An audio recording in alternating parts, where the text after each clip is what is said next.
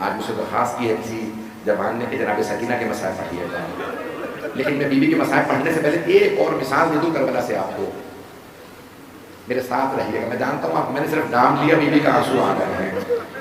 ایک اور مثال سنیے، 97 برس، سب سے جو بزرگ شہید کربلا ہے نا وہ ہے حضرت سعید، 97 برس کے، 100 میں سے 3 کا۔ ان کی کمر جھکی ہوئی تھی، ان کی بھویں بڑی ہوئی تھی، چہرے پہ آئی ہوئی تھی، چل نہیں پاتے تھے، ٹانگیں کمزور تھی۔ ایک مرتبہ مولا کی خدمت میں آئے ظہر سے پہلے، مولا اجازت ہے میں میدان کارزار میں جاؤں آپ کے شہید ہونے، آپ کے قربان ہونے کے لیے؟ مولا نے فرمایا اے سعید آپ سے چلا تو جا نہیں رہا، سعید آپ کو نظر نہیں آتا، آپ کی کمر جھکی ہوئی ہے۔ تو جناب سعید نے نا 3 پٹیاں نکالی، پہلی پٹی کمر پہ باندھی، دونوں ہاتھ کمر پہ رکھے، کہا مولا دیکھیے میری کمر ٹوٹی ہوئی نہیں، میں دونوں ہاتھ جب کمر پہ رکھتا ہوں نا میری کمر سیدھی ہو جاتی ہے۔ پھر دوسری پٹی انہوں نے اپنی بھووں پہ باندھی، کہا مولا میری آنکھیں دیکھ لیتی ہیں، میں نے اپنی بھووں کو باندھ لیا ہے۔ کہا مولا میرے پاس ایک تیسری پٹی بھی ہے، جب مجھے کوئی گھوڑے پہ سوار کرا دے گا نا میں اس سے کہوں گا میرے دونوں پاؤں باندھ دو تاکہ میں گھوڑے سے گر کر جاؤں۔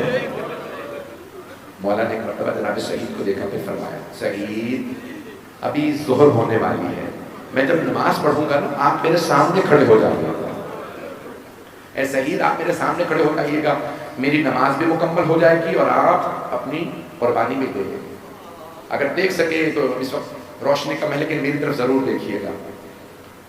ایک ملعون نے عمر سعد نے ایک مرتبہ کہا حسین اس وقت نماز میں ہے، یہ علی کا بیٹا ہے، حسین کو نماز ہی میں مار دو، ہم لڑ نہیں پائیں گے۔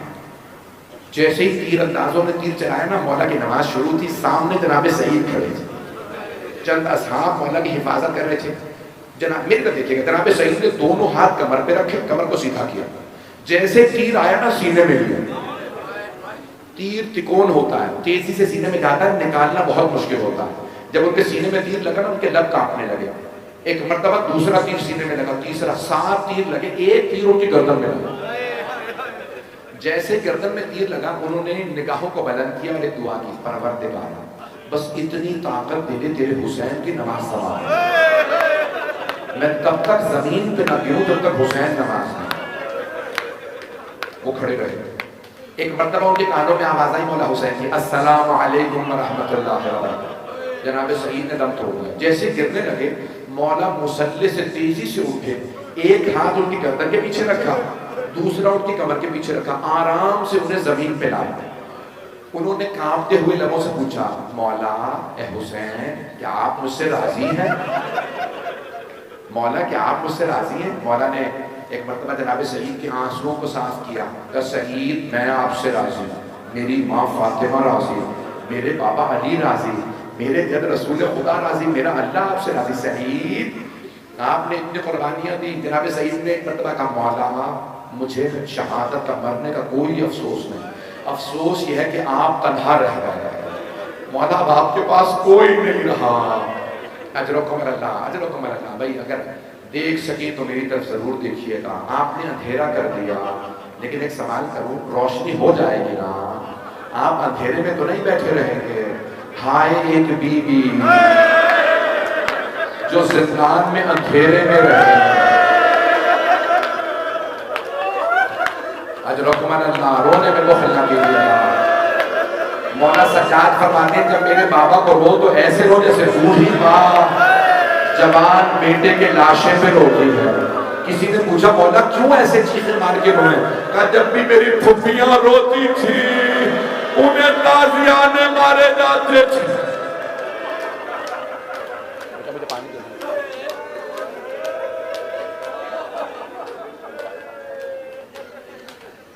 اجرکم اللہ۔ بس بھائی نے میرے بزرگ برداشت نہیں کر پا رہا، میں تو بھی پڑھوں گا مسائل، تو ایک جملہ کہوں آپ سے۔ جب جناب مسلم کی شہادت کی خبر آئی تھی نا تو مولا حسین نے جناب سکینہ کو نئی، جناب عاتقہ کو نئی بالیاں پہنائی تھی اور ان کے سر پہ ہاتھ رکھ کے کہا تھا عاتقہ اپنے آپ کو یتیم نہ سمجھنا، ابھی ماموں زندہ ہے۔ جناب سکینہ دیکھ رہی تھی اگر کوئی بچی یتیم ہو جائے اس کے سر پہ شفقت کا ہاتھ رکھا جاتا ہے، اسے نئی بالیاں پہنائی جاتی ہیں۔ جب شام غریبہ آئی بی بی انتظار میں تھی میرے سر پہ کوئی شفقت کا ہاتھ رکھے، مجھے کوئی نئی بالیاں پہنائے۔ اتنے میں شمر آ گیا، اس نے سر پہ ایسا ہاتھ رکھا بی بی کا بالوں کو چھڑانا مشکل ہو گیا۔ جب اس نے بالیوں میں ہاتھ ڈالا جناب سکینہ نے آواز دی چچا ابا، حضرت آج مجھے پڑھا نہیں جا رہا، میں رونے میں بخل نہ کیجیے گا، اسی بلند آواز سے گریہ کرتے رہیے گا۔ آج پڑھوں آپ کے ساتھ بس ایک روایت پڑھوں گا۔ جناب سکینہ بہت مظلومہ ہیں، میں ہمیشہ کہتا ہوں شہیدہ، جانتے ہیں کیوں؟ آپ کہیں گے شہیدہ کیوں کہیں؟ عزیزان گرامی، اگر کوئی طبیعی موت مرتا ہے تو کہتے ہیں وفات ہو گئی، انتقال ہو گیا، لیکن اگر کوئی ظلم کے نتیجے میں مرے تو اسے شہید کہا جاتا ہے۔ نہ جانے کتنے تماچے لگے۔ حضرت میں آج ایک روایت پڑھنے والا تھا، پتہ نہیں پڑھوں نہ پڑھوں سوچ رہا ہوں، بہت پریشان ہوں۔ ایک بہت بڑے عالم گزرے ہیں سید ابراہیم دمشقی، اور سید محسن الامین العاملی نے اپنی اعیان الشیعہ میں یہ واقعہ لکھا ہے۔ کہتے ہیں کہ ایک مرتبہ سید ابراہیم دمشقی بہت بڑے عالم تھے، 70 برس کے قریب تھے، ان کی 4 بیٹیاں تھیں، بیٹا نہیں تھا۔ ان کی بڑی بیٹی نے کہا بابا میں نے خواب میں دیکھا ہے ایک چھوٹی سی بیوی آئی ہے اور کہتی ہے میری قبر میں پانی آ گیا ہے، میں حسین کی بیٹی ہوں، اپنے پاپا سے کہو میری قبر کی تعمیر کروا دیں۔ جب سید ابراہیم دمشقی نے کہا بیٹی اپنا خواب بہنوں کو نہ سنانا، بیٹی نبیوں اور اماموں کی بیٹیوں کی قبریں کھودنا حرام ہے، اپنا خواب کسی کو نہ سنانا۔ بیٹی نے کہا ٹھیک ہے بابا جان میں کسی کو خواب نہیں سناؤں گی۔ دوسرے دن دوسری بیٹی نے کہا بابا میں نے ایسے خواب دیکھا ہے، ایک چھوٹی سی بیوی مجھے رو کے کہتی ہے میں حسین کی یتیمہ ہوں، اپنے بابا سے کہو میری قبر میں پانی آ گیا۔ بڑے بڑے جید علماء نے لکھا ہے، اب سے تقریباً 100 برس پہلے ایک مرتبہ سید ابراہیم دمشقی نے کہا بیٹی اپنی بہنوں کو خواب نہ سنانا، نبیوں اور اماموں کی بیٹیوں کی قبروں کو کھودنا حرام ہے، بیٹی یہ خواب کسی کو نہ سنانا۔ تیسرے دن تیسری بیٹی نے یہی خواب دیکھا، بیٹی نے خواب سنا بابا میں نے خواب دیکھا ایک چھوٹی سی بیوی کانوں سے زخمی تھی، گردے پہ خون کا نشان تھا، بی بی نے مجھ سے رو کے کہا میں حسین کی یتیمہ ہوں، اپنے بابا سے کہو میری قبر کی تعمیر کرو۔ پڑھوں یا نہ پڑھوں؟ چوتھے دن چوتھی بیٹی نے خواب دیکھا، اب سید راتوں کو جاگنے لگے، رونے لگے پروردگارا میں کیا کروں، تیرے امام کا حکم ہے، انبیاء تیرے امام کا حکم ہے، نبیوں اور اماموں کی بیٹیوں کی قبروں کو کھودنا حرام ہے۔ 5ویں دن سید خود کہتے ہیں میں نے خواب میں دیکھا ایک چھوٹی سی بیوی کہتی ہے سید میں نے تیری بیٹیوں سے تجھے پیغام بھجوایا، میری قبر میں پانی آ گیا، میری قبر کو تعمیر کی ضرورت ہے، کیوں نہیں میری بات سنتے، میری قبر کی تعمیر کرواؤ۔ سید ابراہیم دمشقی نے سارے علماء کو جمع کیا، میں نے ایسے خواب دیکھا ہے، میں کیا کروں؟ بڑے بڑے علماء نے کہا کہ آپ جا کے قبر کی تعمیر کروائیے۔ ایک مرتبہ سید کہتے میں نے اپنی بیٹیوں سے کہا سب وضو کر لو، امام حسین کی بیٹی کی قبر ہے، سب غسل کر کے وضو کر کے پاک لباس پہن کے آئیں، قبر کو کھودنا شروع کیا۔ پھر ایک مرتبہ ایک بیٹی نے کہا بابا آگے لگتا ہے کوئی جسم ہے۔ ایک مرتبہ سید ابراہیم دمشقی کہتے ہیں شیعوں سے کہہ دو یہ والی روایت جو اہل سنت نے نقل کی ہے کہ جب جناب سکینہ کی شہادت ہوئی شمر یزید نے غسالہ کو بھیجا، مولا سجاد کو کفن بھیجا، یہ روایت نہ پڑھے، میں نے جب دیکھا ایک چھوٹا سا جسم تھا، بی بی کرتے میں دفنائی گئی تھی۔ ادرکم اللہ، ادرکم اللہ۔ سید ابراہیم دمشقی نے کفن دیا، بڑے بڑے جید علماء نے واقعہ لکھا ہے، ہاتھ جوڑ کے پڑھوں گا، قبر سے پانی نکالا، سید کی بیٹیوں نے ایک مرتبہ بی بی کا جسد مطہر اٹھایا، ایک بیٹی نے کہا میں نے دیکھا کانوں پہ ابھی بھی زخموں کے نشان تھے، مجھے معاف کر دیجیے اب آپ برداشت نہیں کر رہے، خدا کسی کو غم شفیر کے سوا کوئی غم نہ دے۔ پڑھوں یا نہیں پڑھوں؟ بس میں نے ہاتھ جوڑ کے آخری جملہ پڑھ رہا۔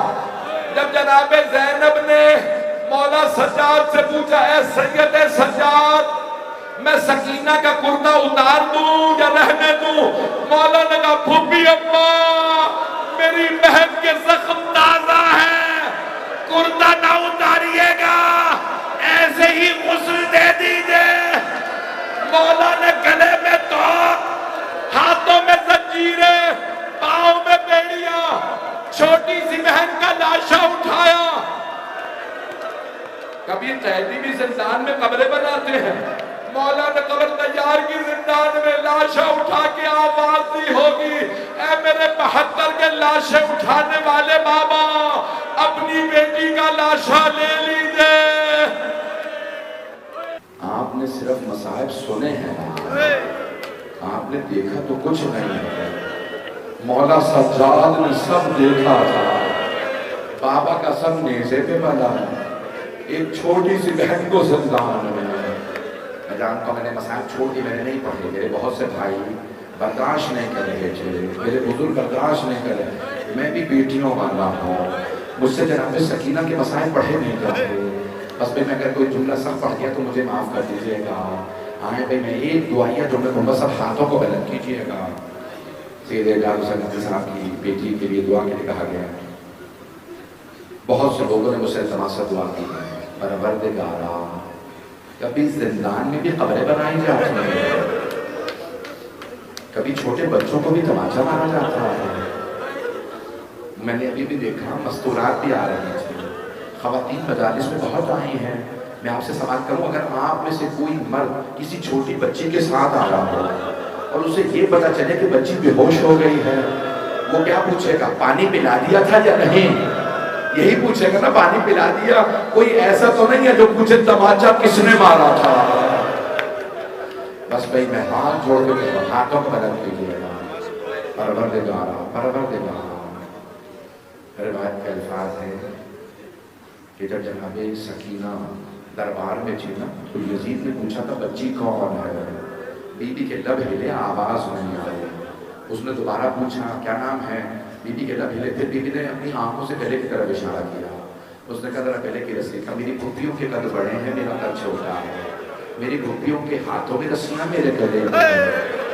اس نے پوچھا بتاؤ کون ہو؟ کہا نا سکینہ بنت الحسین، میں حسین علیہ السلام کی بیٹی سکینہ ہوں۔ ایک مرتبہ اس نے تش سے کپڑا ہٹایا، کہا یہ تمہارے بابا کا سر ہے؟ بی بی نے رو کے کہا ہاں یہ میرے بابا۔ کہا بابا محبت کرتے تھے؟ کہا بہت زیادہ۔ کہا بلا سکتی ہو تو بلا لو۔ بی بی نے جلے ہوئے کرتے کا دامن پھیلایا، کہا بابا میری محبت کا واسطہ، بابا میرے پاس آ جائیے۔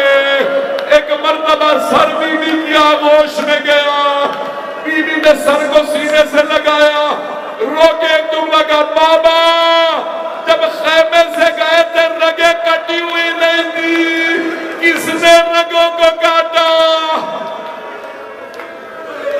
پروردگارا بی بی کی عظمتوں کا واسطہ۔